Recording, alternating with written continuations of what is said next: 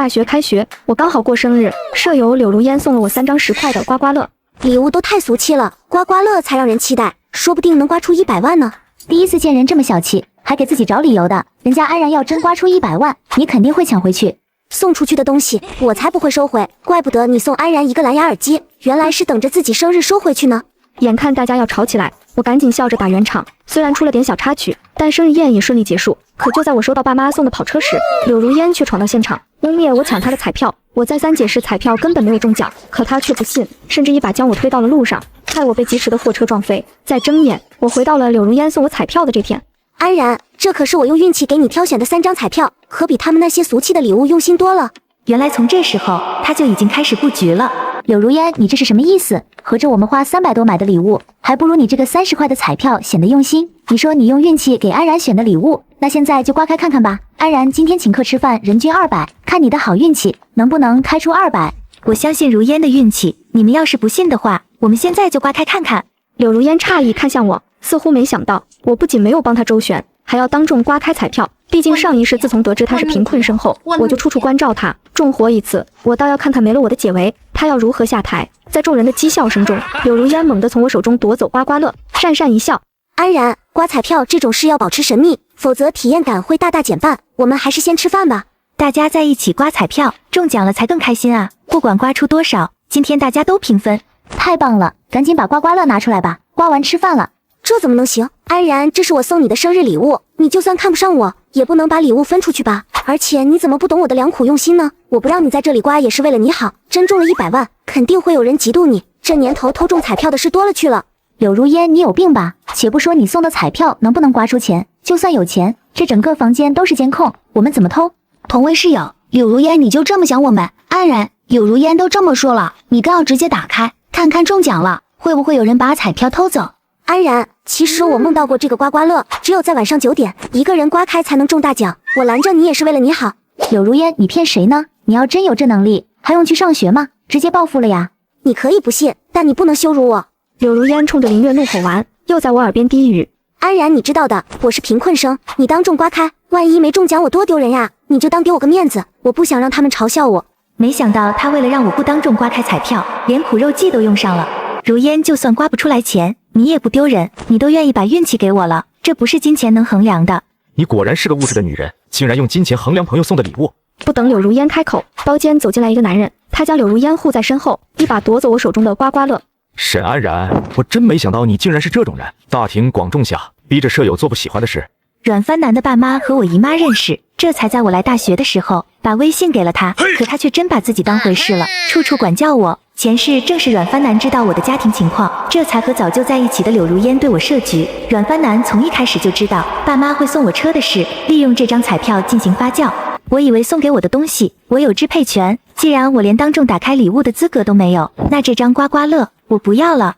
沈安然，你怎么能这么势利眼？难道就因为如烟是贫困生，你连她的礼物都不收？安然是我没认清自己的身份，不配和你们玩，可我也不想爸妈患病啊。难道以后你们的爸妈就会永远健康吗？等你们爸妈重病的时候，我是绝对不会嫌弃你们的。柳如烟，你有问题吧？你怎么能咒我们的家人？沈安然，你够了！如果不是你刺激如烟，她会这么口不择言吗？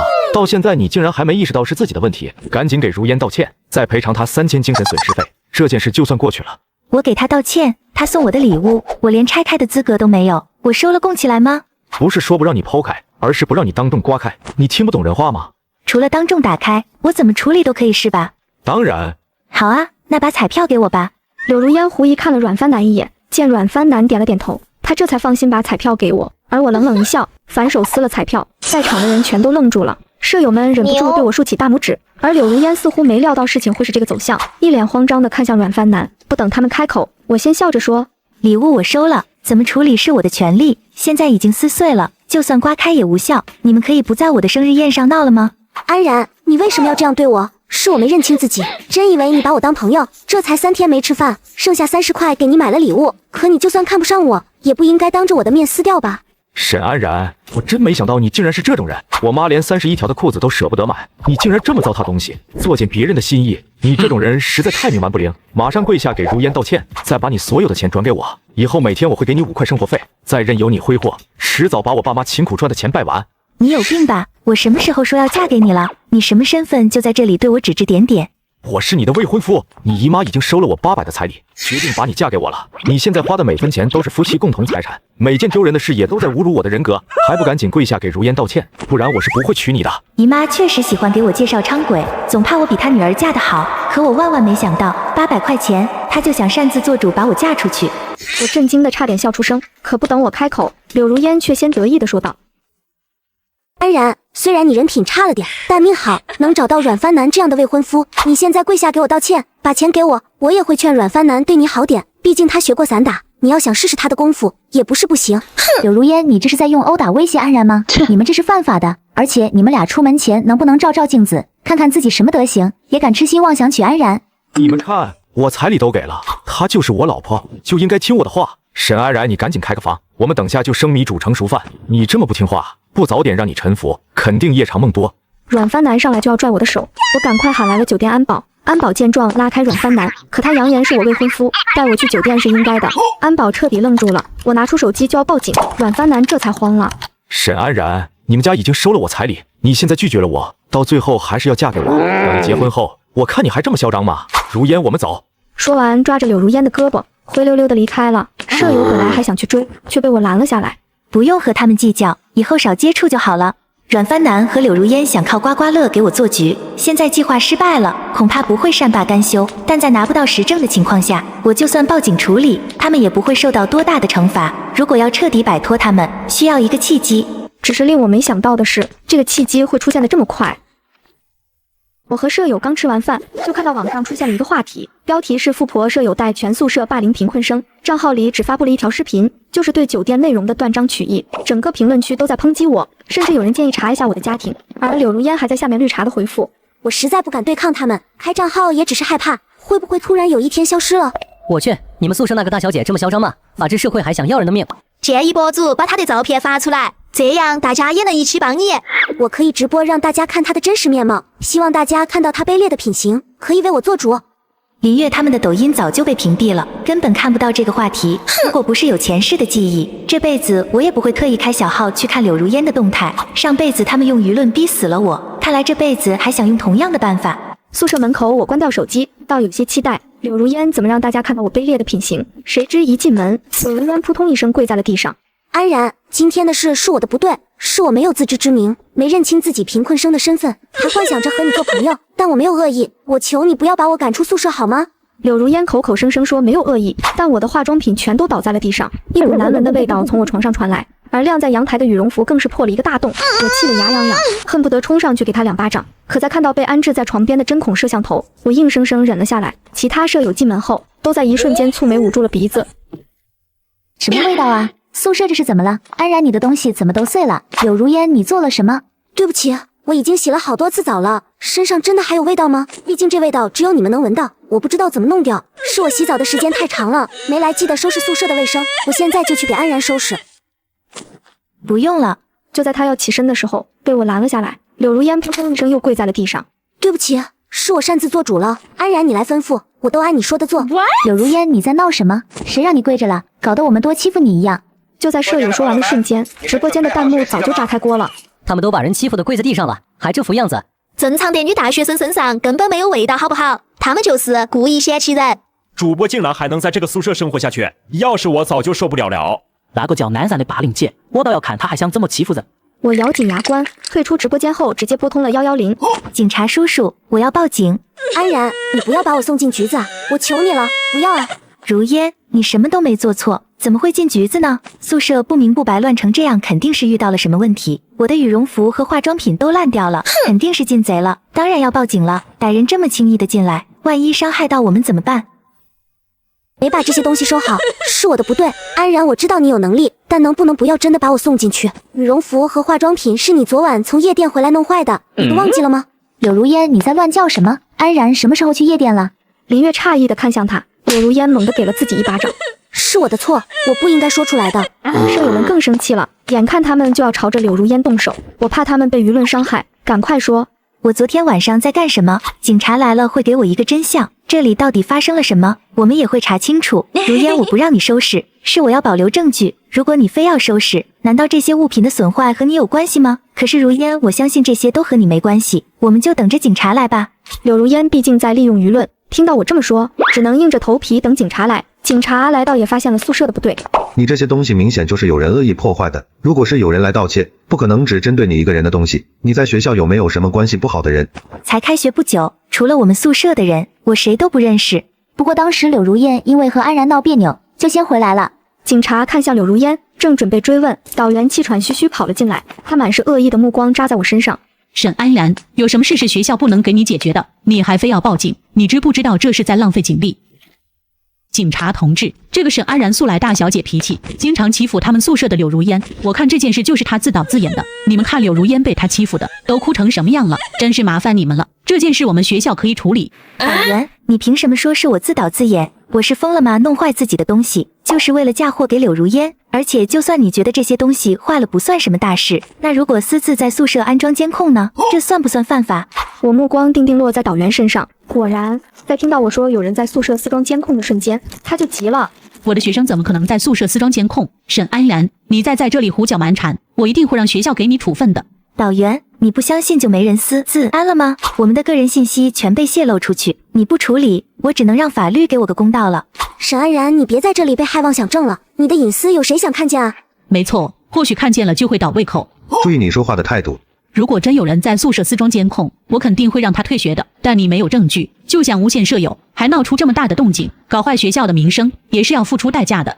他说完，我却笑了，径直走向了针孔摄像头的位置。在我拿出摄像头的瞬间，在场所有人都愣住了。导员下意识看向脸色惨白的柳如烟，在看到他慌张的目光后，瞬间明白了一切。可这时林月已经惊呼出声：谁在我们宿舍安装了摄像头？大家在宿舍有时候都不穿衣服，这是想干什么？沈安然，我本以为你就是有点大小姐脾气，可没想到你竟然是这种人。你为了诬陷如烟，竟然在宿舍里安装针孔摄像头，都是大好年华的女孩子，你就没想过你这么做很可能毁了他们的一辈子吗？怎么就是我安了的？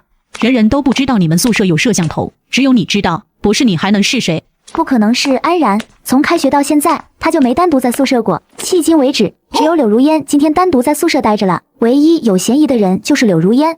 你们有什么证据就在这里诬陷人？我知道沈安然是大小姐有钱，你们都心甘情愿当她的跟班，可也不能在一起霸凌我吧？没错，这个叫沈安然的不是第一次带头霸凌如烟了。军训的时候，他们宿舍的人就逼着如烟交钱，明知如烟是贫困生，连买个垃圾桶都需要他赚1块钱，如烟不给，还禁止如烟在宿舍倒垃圾。可如烟是个好孩子，根本不和他们计较。我看他们就是见如烟好欺负，这才在这里变本加厉。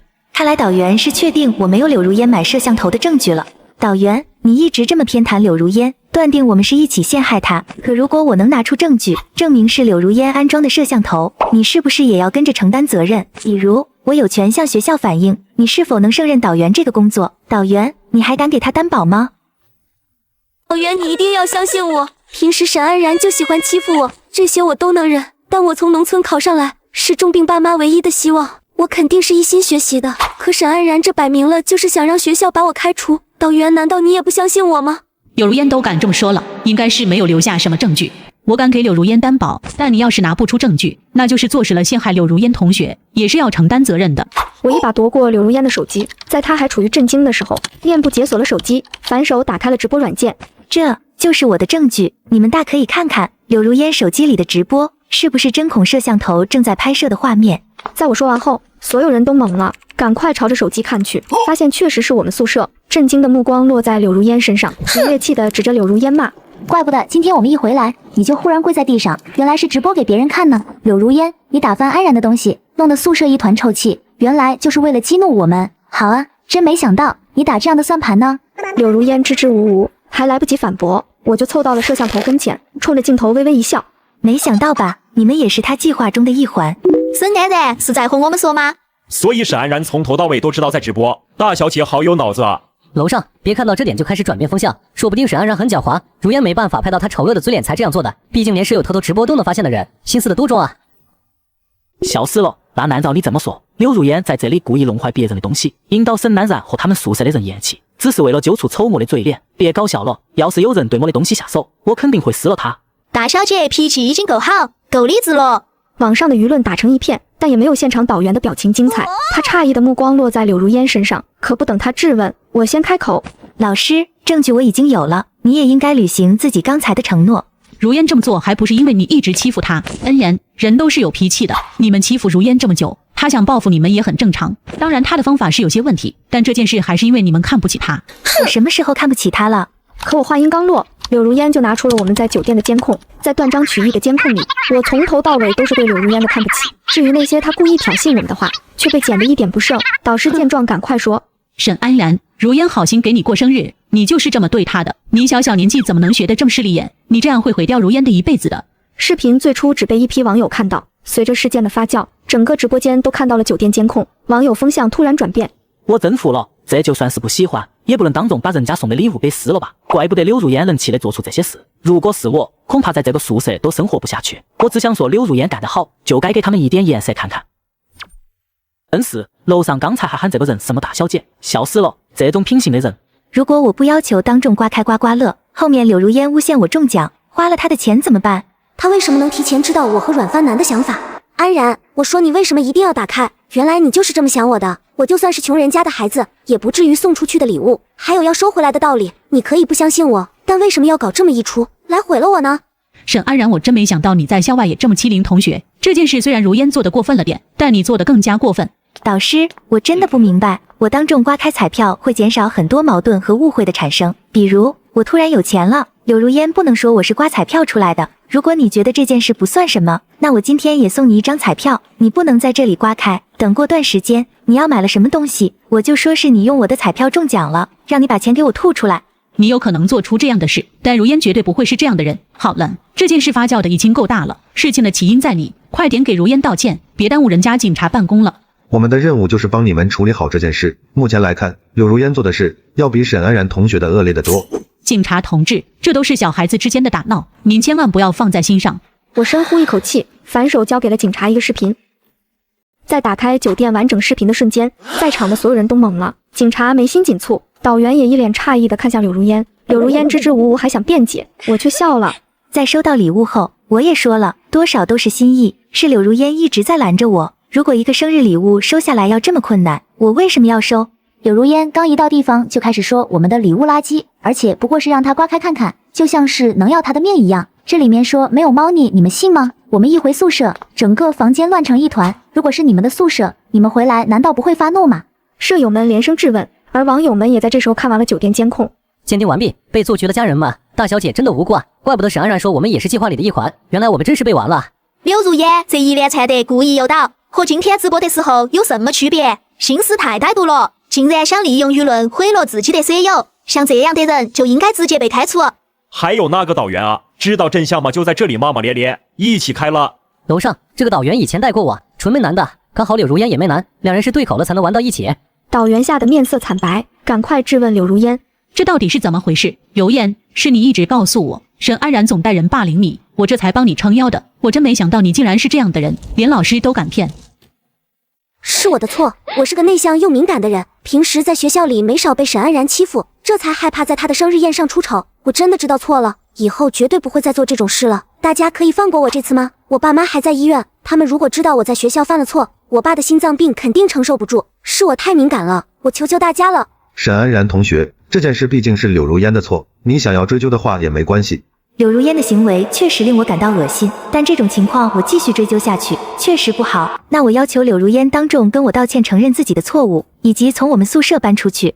柳如烟连连点头，她承认自己想要利用舆论去陷害我的事，并且从我们宿舍搬了出去。而导员虽然并没有被学校开除，但由于这件事发酵后，很多以前的老学长都站出来说他媚男的事，学校顶不住压力，还是将他停职了。令我没想到的是，在1个月后，柳如烟竟然会主动给我发消息，约我出去玩。在得知我不接受她的道歉后，柳如烟现在的舍友直接把我堵在了厕所。你们想干什么？我警告你们，你们这是犯法的。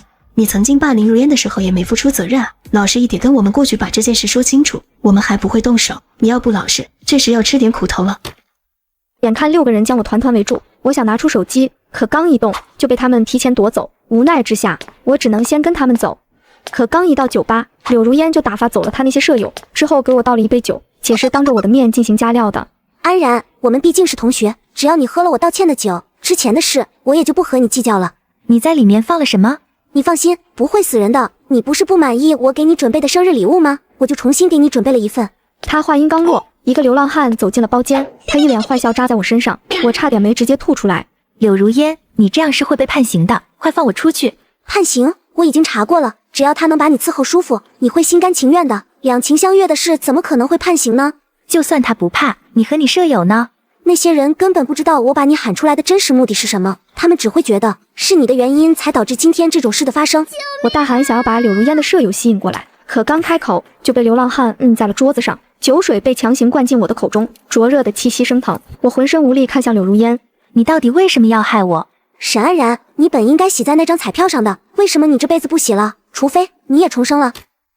什么重生？我听不懂你的意思。柳如烟，你到底想要什么？你要钱的话，我可以给你。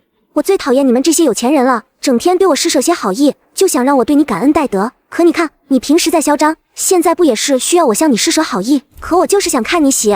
柳如烟转身就走，根本不听我在后面的呼喊。房间门关上的瞬间，流浪汉贪婪的目光扎在我身上。一夜过后，药物消散，我想了很久，最终还是决定先保留证据不报警。可刚回到学校，同学们的目光都朝我看来。真没想到沈安然竟然是这种人，平时就没见过他爸妈，怎么会突然有个爸爸送他一辆车？原来都是靠自己赔来的。我愣在原地，这才看见远处停了一辆我爸送我的车。没错，柳如烟也重生了，她清楚的知道我爸会在什么时候送我车。安然，我真以为你是大小姐呢，原来钱都是这么来的呀！而且还饥不择食，什么样的人都结交。我看那个老男人和流浪汉一样。你们凭什么这么造谣我？造谣？沈安然，你结交老男人的事整个学校都知道了，你不会真以为自己藏得很好吧？柳如烟，你往外说的吗？安然，是你自己不检点，刚好被大家撞见罢了。你给我下料的事，我已经留了证据，你等着坐牢吧。沈安然，你自己的原因，现在却来冤枉我，像你这种敢做不敢当的人，我见多了。他这么一吼，围观的人越来越多，我见人也来得差不多了，当即在网上发布了一段视频，里面是柳如烟威胁我的全过程。所有人在看到视频后都愣住了，柳如烟更是不可置信地看向我。很好奇，为什么你已经买断了监控，但还是有视频给我吗？不等柳如烟反应过来，有人惊呼出声：陈月桥，陈氏集团的公子不是应该在国外吗？怎么会突然出现在沈安然身边？你为什么认识陈月桥？柳如烟支支吾吾，还想继续引导舆论，可周围的人在看到陈月桥的瞬间都闭上了嘴。柳如烟被陈月桥的保镖吓得连连后退，一不小心就撞进了阮帆南怀里。他猛地看向阮帆南：阮帆南，快救我！这都是你教我说的。住口！安然，不管是流浪汉还是陈月桥，你出轨的事都是真的。我们已经订婚了，你竟然和别的男人勾搭在一起！我气得抬手就要给他一巴掌，却被人一把扣住手腕。陈月桥将我护在身后，不屑地看向阮帆南：出门前没照镜子吗？什么东西也敢笑想我的未婚妻？陈月桥，虽然你家里有钱，但沈安然家已经收了我的彩礼，她是我的老婆。800块也好意思说是彩礼？安然的大姨本来就是个长鬼，你被骗钱还在这里乱叫，不过就是安然的大姨随口介绍的相亲对象，还真当自己是个东西了。不过你一点机会都没有了，我们已经要订婚了。我不同意，沈安然，你凭什么和他订婚？话落，陈月桥的保镖直接给阮帆南来了一套组合拳，强行把他摁住。你们给沈小姐下料的证据我们已经找到了，等着牢底坐穿吧。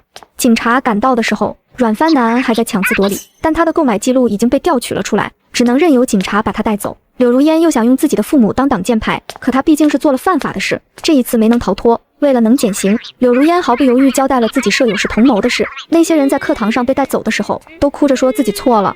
可我深知，如果不是我刚好提前约了陈月桥晚上见面，那天到底会发生什么，简直无法想象。庭审当天，他们跪在地上和我求情：安然，我们真的知道错了，给我个机会吧，都是柳如烟搅和的，如果不是她乱说，我们绝对不会去找你麻烦的。安然，求你再给我们一个机会吧。我说的不信，你们光听柳如烟的，现在后悔了也晚了。他们歇斯底里的哭声在法庭里回荡，很快被法警提前带离法庭。柳如烟始终低着头，一言不发，直到法官宣判柳如烟被判刑10年的消息出来，他疯了一样大喊：不是的，不应该是这样的，为什么？上辈子不是这样的。现场一片哗然，陈月桥立刻起身向法官示意：法官先生，被告情绪彻底失控，言语错乱，显然精神状况已不适合羁押在普通监狱，我建议立即为他进行精神鉴定。在陈月桥的运作下，柳如烟被送进了看管最严密的精神病院。在那种环境下，假疯也渐渐成了真疯。1年后，我和陈月桥订婚结束，一起去了趟监狱看阮帆南。告诉了他柳如烟去世的消息。阮帆南吓得浑身发颤。自那以后，他的精神便彻底垮掉，时常在狱中胡言乱语。从监狱出来，外面阳光刺眼，陈月桥却看着前方，一直微微笑着。你笑什么？今天你20岁了，我们可以领证了。不拘良久，扫清所有障碍，我终于能够光明正大的抱得美人归了。